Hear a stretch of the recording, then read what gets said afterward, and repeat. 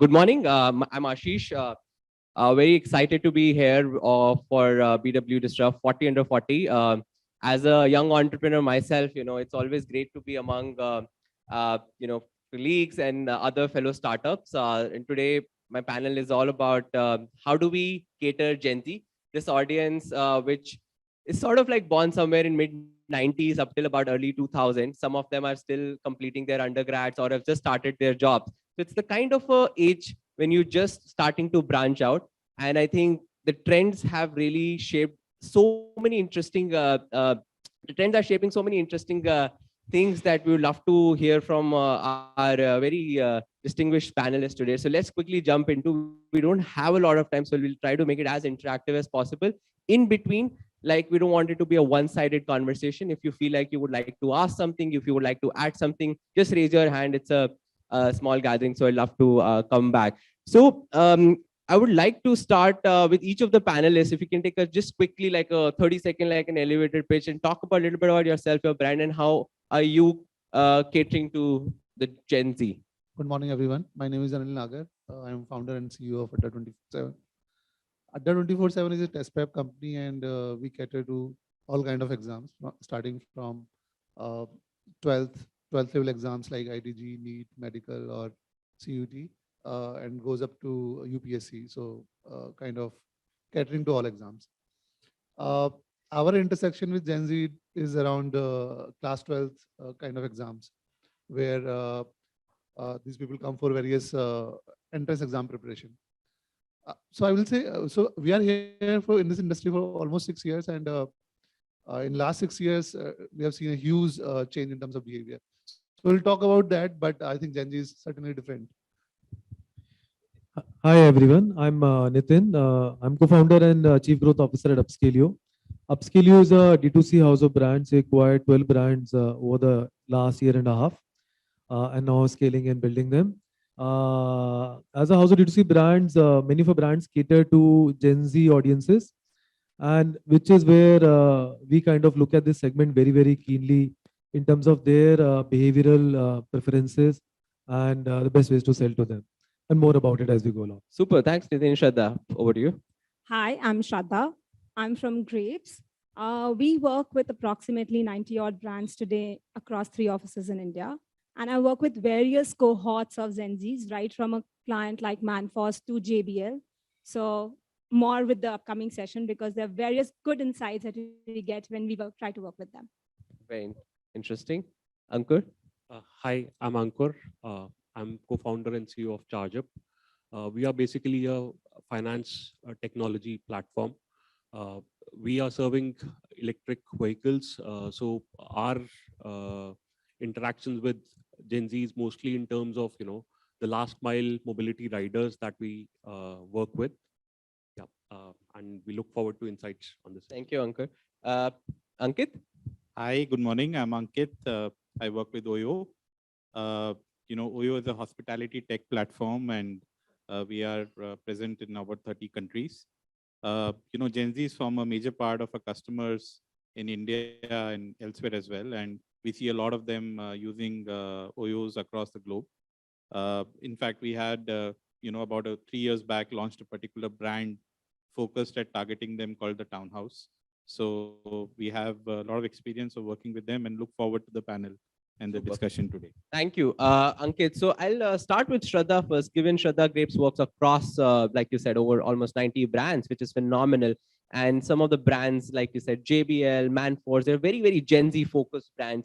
So what has been your experience, as an agency, as somebody who provides solutions? So tell us about something. What are the top 2 or 3 trends that are you seeing?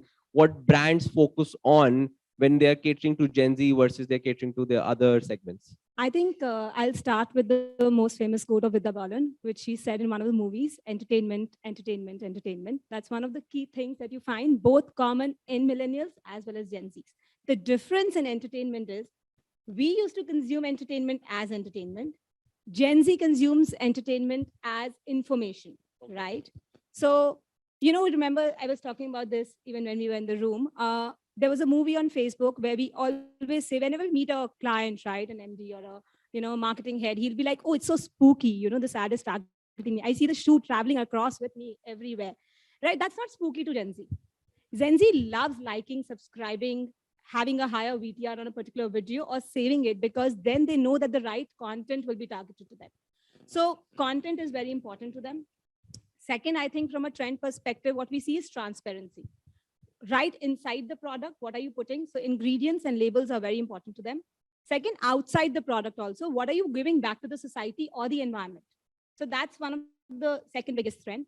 And third is, I think, societal bias. They're not looking forward to you to tell me, oh, you are dark, you'll not get a job, or you'll not get a husband, and hence you need to use Fair and Lovely. So they don't believe in that. They believe in the fact that you accept me in the way I am. You tell me that, yes, becoming obese is unhealthy, but don't tell me obese will make you not get something in your life, right? So I think these are three top trends that you'll see on how to market a Gen Z versus others. On that, Shradha, I have a question. When you're talking about entertainment, which is very information centric as well, right? So how do brands deliver that bit, right? Like sometimes it could get also heavy, but and also Gen Z is also very, very a group which has so much of it's a very dynamic group itself. So how do you go maneuver through that? So there was a classic model that Google introduced, I think 8 years back, which was called as Hero Hub Hygiene. We all have that in one or the other slide of our decks. We have just modified that to something that we call as head, heart, and hygiene.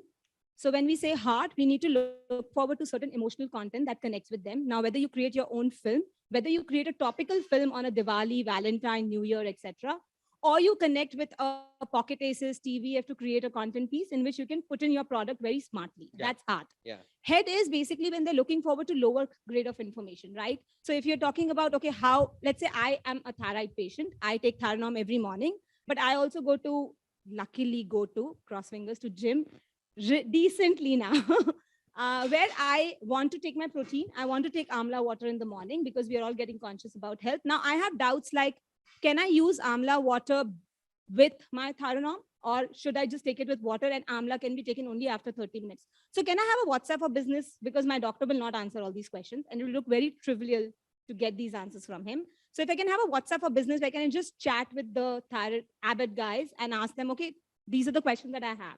So such kind of head questions are very important. And hygiene is basically a social. Everyday basis, how do you recall them? How do you use moment marketing to, put pressure back on the fact that, oh, I'm here, I still exist. This is my viewpoint as a brand. And I think Zomato, Durex, Manforce, Amul, Fevicol does that fabulously well. Very cool. All right. So I'll go to our panelists who are running brands, who are building brands, right? And I like to start with Nitin first. Nitin, Upscalio works with, like you were telling me, almost 12 D2C brands, right? Tell us a little bit about your work and how are you catering to Gen Z and what Shradha was just talking about, right? How much of that is something that you are imbibing or anything else beyond this that you're using? Yeah. Yeah. So within Upscalio portfolio brands, maybe I like to talk about two specific ones, Green Soul and Home Puff. Green Soul is a country's leading brand for gaming and office chairs. It is a clear market leader for gaming chairs, and gaming is a huge trend which has come up primarily through Gen Zs in the last 4-5 years, also fueled through COVID periods. What we're interestingly seeing with Gen Zs is that they're heavily individualistic in terms of what they want in life. They don't want to conform to community codes or to societal codes, and therefore the brands which can cater to their individualistic needs are the ones which stand out for them. To give you an example, within Green Soul, we have different segments of chairs, even within gaming, wherein people who are doing racing games versus people who are doing action shooting games versus people who are doing virtual reality games. All of them need different kind of chairs to go with their entire gaming setup. So gone are the days when study rooms or kids rooms all used to look very similar. Now Gen Z is very clear about who they are, what are the games they play, what are the brands they want to follow, and everything is on demand for them. So they're not watching TV, right? Wherein content was served to you. They're choosing to watch what content they want to watch on what OTT channel. So right from the content which they watch, to what channels they follow on social media, right? To what brands appeal to them. And the best way for brands is to figure out what is your bullseye TG. I think gone are the days when you can do mass marketing. I think mass marketing as a trend is fading. And to what Shradha said, because now you're doing communication through the year rather than just doing it once in a year and you think, okay, I'll do a mass marketing campaign and my job is done for the entire year. Now you have to keep thinking of different cohorts and then plan communication, which is very, very clearly appealing to that cohort. If you do that, it strikes a chord to them or with them, and then they start following the brand or then they start thinking about the brand. And that's where ads are becoming irrelevant. And today it's more stories. So brands which tell stories in a non-advertising sort of a format is what strikes a chord. It could be something which could be about the environment. It could be something about what goes behind making your favorite product. It could be about the ingredients used. It could be about how this impacts their life or how it makes them cool. I think what people are buying are stories rather than pure plain advertising and products. So I think these are some of the things which we see daily in our brands. For HomePuff also, while we're launching the drinkware range, we realize now people don't want just say one water bottle. People are very clear about this is my gym bottle, this is my jogging bottle, this is my cycling bottle, this is a bottle which I'll take to my workplace, this is a bottle which I keep at my home. Right? So even in say commodity categories, the choice is expanding, and people want to have a range of options to choose from for different parts of their life or different parts of their routine. And the brands which offer that are the brands they will choose. So I think it's a combination of how you plan your product portfolio, how you plan your communication towards micro segmented TGs, and then say, okay, I'm going to be true to this TG in this communication and not think or worry about anything else. I think that's been the trick for us so far. Very interesting. Thanks, Nitin. I'll go to Ankit now to understand how Oyo is targeting the Gen Z and especially post-COVID, right? What are some of the trends that are emerging? Yeah, I think Shradha hit upon all the right trends, which, and I'll maybe build on what she said. So I think first she said about content and transparency, right? So I think one of the things which we realized, and this was the case, but now specifically with the younger audience, they are very curious about actual information which you are going to give them about the place of stay. So as long as you can give them very true curated content through videos, through photos, and actually in written, then they really appreciate going to a place. So we started through our app this ability for customers to upload their own feedback on reviews, and if they can also do a short video of the hotel they have stayed in. And we saw a very interesting trend that for hotels where the customer curated content went up, the demand used to go up a lot. So this is about transparency and content. To your point, Shradha, we also saw that on our platform. And even if by ratings and rankings, these hotels, the traditional mindset was the higher you up, the more you sell. It is now the more content you have, the more you sell.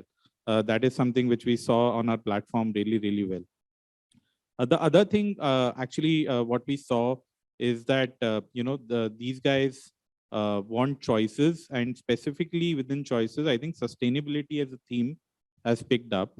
So we did a small pilot. We basically saw that there is this entire concept of green hotels, but we actually work in the budget to mid segment. So we don't work with the ultra luxury hotels which invest a lot in green. But what is surprising is that even the budget to mid segment do a lot of things which are simple at their end on green, right? They may do solar heaters, they may do simple things like glass bottles, no reusable plastic. So we did a small pilot saying that whosoever is doing anything green, we came up with the green tag, and we said that we'll put up a small description saying this hotel is green with this way, and we added that to their description. And we introduced a category called green on our app to see that if this is something which is indeed in. And we saw that the green tags worked really well. So it's something which people picked up, and automatically in the filter, the usage of the filter went up, and people would select green hotels and do that. So that's another trend, sustainability, which we have been experimenting with. We ran it as a pilot. Now we are thinking about how to scale it up and educate our owners more about it. So that's second. I think the last thing which I'll say is specifically to one of the products which we launched called a brand called Townhouse. We thought about both the millennials and Gen Z as we were launching this, and what we realized is that people today prefer going to those places which are not ultra luxury, ultra fab, but which are ultra convenient and which give them what they want. So, we for almost 6 to 7 months, we spoke to a lot of people about what they would want in their hotels. And simple things came up, right? So as simple as somebody saying that when I sleep next to the power socket next to the bed should not be the one in which I have to put a pen to put a 2-pin plug, right? It should be something in which the 2-pin can go easily. Ideally, there should be like a power buster there so that I can charge everything. So if you assure that, in if you go to a townhouse, you have hotel, you have power plugs where you can charge like multiple devices while being cozy on the bed, it attracts to them. It doesn't matter if you have breakfast spreads, but what matters is that the Wi-Fi speed is good so that you can stream your OTT content. And these are the things which are coming up. So we actually, the entire genesis of Townhouse was to basically pick on very, very simple things which people want, and specifically the Gen Z and people want, and create a product, which appeals to them and which consistently says that if you go to a townhouse anywhere across India, you will get these 5 things which matter. And we saw that it picked up like anything. So, the townhouse brand of hotels started seeing much higher than average occupancies, ADRs, and everything. So again, through, if you give consistency of promise of delivery of simple things which matter to them, that appeal. So these are some Sure. examples of what we have been doing. Very interesting. And I think the one theme that's coming across stronger is being sustainable, being authentic. And like you said, I think entertainment across like event streaming, OTT seamless is like kind of really, really important to our Generation Z. I'll come to now Ankur and understand, since we're talking about sustainability, and Chargeup is kind of like doing some very interesting work in the whole mobility space, right? The green mobility space. Tell us a little bit about your work and how you are targeting Gen Z, and where do you see the potential for your business going bigger and bigger, with the Generation Z, because this will be the target audience who will continue to spending as their income levels also grow, right? Right. So we are a company that's there, our core is in sustainability, Right. Serving the electric vehicle segments purely. So what we find is that, in Gen Z, one of the key factors that is there is that they are associated to a particular cause. They value a cause being driven as a company. Okay? Yes. And you need to be very authentic, and you need to ingrain that within the organization, also not just as a communication part. It's something that they look forward, that is ingrained in the organization, because they have so many sources of information that they will get to know whether it's an authentic thing that you're talking about, or it's just a communication. So from that point, they value a cause, and they check whether it's authentic or not. On the other point, on targeting the Gen Z, our audience is basically the gig workers, which is consist of a mix of millennials and Gen Z, as I was saying earlier. And in Gen Z, a particular trend that we see is how do you actually reach out to them becomes slightly complicated. Okay, from a point that the standard marketing doesn't work for them. For every platform, there is a separate kind of communication, a separate campaign that needs to be done to target them. And also from a point that the attention span, because they're consuming loads of information, their attention span is very less. So how do you get their attention in the first 8-10 seconds so that they stick with it and actually listen to what your campaign is, or what do you want to talk about, comes from a point of how you market them. And thirdly, for marketing or reaching out to the Gen Z, it's about there's a very big influence on, there's a very big influence on what information they get from their peer groups.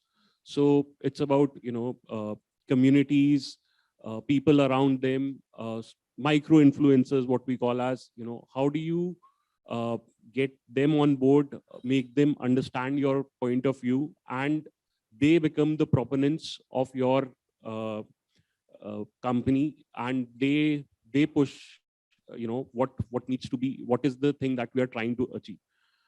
And if you are able to do that, Gen Z is ready to pay a premium compared to other products if they see that value, that and that alignment of their causes with what you are trying to achieve. Understood. Now I'll come to Anil, and since you work in the education space and prepare a lot of people for government sector jobs, right? If I'm not wrong, right? So tell us a little bit about like how are you targeting Gen Z? I know you told me that it's not like a very primary, but like going forward, that's going to be a big segment that you want to cater to, right? So yeah, we'd love to understand more about that 24/7. Yeah. So as I said, we our intersection with Gen Z is around various test prep exams after 12th. So maybe 11th, 12th, or JEE, NEET, and CUT, all kind of exams. What we have seen is that this particular generation is very attached to social media. They follow a lot, whether it is YouTube or Insta. They are all there. They engage with the content, and they follow influencers quite a lot. What we have seen is that once these guys follow, they will question, they will talk, they will engage. Even when they discuss this within the family, they are kind of they are role models for them in some cases. So for us, one of the key things is that how we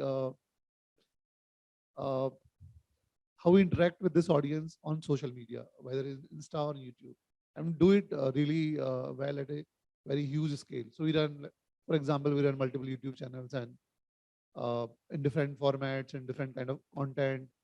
And so, for example, on our platform, we will create almost 200 million views on YouTube itself, where in most of the cases we are creating content which is engaging to them and where they can interact. This is one piece where we focus a lot, and we feel that this is a good way to connect with the audience and probably build the trust with them. The other thing which we realize is that this is the audience which is taking their own decisions. For example, in education, especially when we talk about school segment, generally parents are taking the decisions. In our case, what we realize is that most of these guys are there on social media, and with respect to buying the products, especially educational products, they are taking their own decisions. As opposed to, let's say, 5 years back, where mostly parents were taking decisions, parents were paying, or parents were talking to our counselors or giving us a call. Now, a lot of things have changed. Mostly these guys will buy, they will come on a platform, and most probably they will buy on your own only. So accordingly, your marketing strategy, your sales strategy, your product strategy change, because now you know that they will come, these people will come who are very, you can say, net savvy, and they understand technology very well. They are very savvy in context of UI UX. They really like, if your UI is really good, they will feel that, okay, this is a good product. So we feel that these are two things which we focus when it comes to Gen Z. One is for social media, and so influencers all there, and second is they are the decision makers, and how we build products which are meant for them, and in all probability they will do the transaction on their own. Very good. I just looking at the time, we don't have a lot of time left. So what we can do is, have a quick 1 minute sort of closing, like for a lot of our audience who are entrepreneurs or watching online, who have growing business and they want to cater to Gen Z, right? What are some simple steps they could do, which may not come at very heavy budget as well, to target the audience, right? While you've touched upon on some very important aspects, but if what would be your one key message to our entrepreneurs, right? And then if time allows, we can take 1 or 2 questions from the audience as well. So I'll go in this order as well. So Anil, why don't you start? I will suggest that focus on social media, create a strong social media presence. Okay. Nitin? Uh, One thing which I would strongly suggest is Gen Z is not very starstruck. In fact, they kind of work better with relatable faces. And as you see, most of the advertisements also these days, even stars like Ranveer Singh and Alia or Deepika are not playing stars. They're acting as normal people. So whenever you're looking to create stories or communication, work on relatability rather than featuring stars. Think of an emotional hook or a behavioral hook which works for your audience. So go deep into studying your Gen Z consumer behavior and find an insight which you can relate and build your product or brand plan on. Second small advice I would have is Gen Z likes stuff which is made for them. So do invest that bit into creating your product or tweak your product such that it stands out for Gen Zs. For example, there's a company called National Miles, which is the number 2 suitcase brand on Amazon. They started doing colored suitcases. Mokubara has now come up with very, very colored suitcases. So gone are the days of safe blacks and grays. Even in cars, Volkswagen has launched Tiguan in yellow colors, right? Bright, peppy yellow colors. So brands which are doing those are the brands which Gen Z will choose. So I think brands which are less afraid to show that they can build products for Gen Z and are able to strike a communication chord with them are the ones which will succeed. Shradha. Thanks, Nitin. I just like to add to what you were saying. So we work with this brand called Lava Mobiles, and their core USP is the fact that they say that we are made in India for Indians, right? Now, when we did a survey with a lot of consumer base, we realized, okay, if you want to pick up a phone, would you pick up Lava instead of picking up Samsung or let's say OnePlus, right? And and on the other side, we asked them a question about, would you like to pick up an Indian brand versus a Chinese or a Korean brand? And the answers were very different. So when it comes to choosing an emotion, they said, yes, we want to pick up an Indian brand, right? But when it comes to choosing a product, they wanted to pick up Samsung and OnePlus. Why? Because it was catering to their needs better than the product that was being offered by another brand. Now, when you said product is the key thing, so commerce is another important factor for these Gen Z. So they are very good on emotions, but you need to look at product. Like for us as millennials, we wanted to use global products. One, because they were status symbol. And we also believe that the products that were being offered by the outside world were better. But today, if you get that option in India, they're very happy to pick it up. So if you can offer a product in India, which solves their problem, they're very upfront in picking that up. And the second point that I like to add is if you are on budget and you want to cater to Gen Z, then pick up bold advertising. Don't be afraid of picking up bold advertising. The day if I get out of grapes, I would like to work for Burger King, globally, because they do such cool, bold advertising. They don't have filters. And that is what Gen Z is more attracted to. Yes, McDonald's is like an elephant, right? They're having much more sales than Burger King. I remember in one of the meetings with McDonald's where I was giving an idea to bash up Burger King, and the comment that the marketing head gave me, "जब हाथी चलते हैं, तो हमें कुत्तों के भौंकने की आवाज नहीं आती." So they are of that stature. They don't want to do bold advertising, but Burger King being a challenger brand, they did it, right? And they were able to do that at less money. So anything which is more PRable can be bold, can cut the clutter. Well, cut the clutter is a very abused phrase, but still that would help you in achieving a lot more with Gen Z in a budget. Yeah. Got it. Thanks, Shradha. Ankur. So what I would want to advise is that basically figure out how they get influenced, what are their micro influencers, and how you can build communities for them where they can engage, where they can participate and be a part of, contribute over there. That's a good way to reach out to them. Okay, very cool. Be local, focused, targeted to your audience. Yeah, Ankit. I think I'll just say that if you have a product or an offering, first of all, put your belief and what you stand for out there, because I think Gen Zs really like those products and brands who stand for something and who put that purpose or vision out there and are not shy to kind of stand by it, irrespective of being judged. I think that is one very important thing, and they like, to Shradha's point, they like brands which are bold about their purpose and what they do, and they kind of stand for it. I think second is, across how you build the product, or I think across how you market to them or engage with them. Don't be judgmental, don't be intrusive. Just if you provide them a lot of transparent content and let them kind of decide their own path of engaging with you, rather than being too intrusive in terms of reaching out and repeat, forcing them to come again. I think if you are less intrusive and more content focused and information focused, you see them kind of engaging and repeating more with your products and with your brands, rather than the older way of, kind of again and again beating around the bush. So those are the two things which I like to add. Okay, thank you so much, Ankit, and thanks to all the panelists. My timer shows that we've run out of time.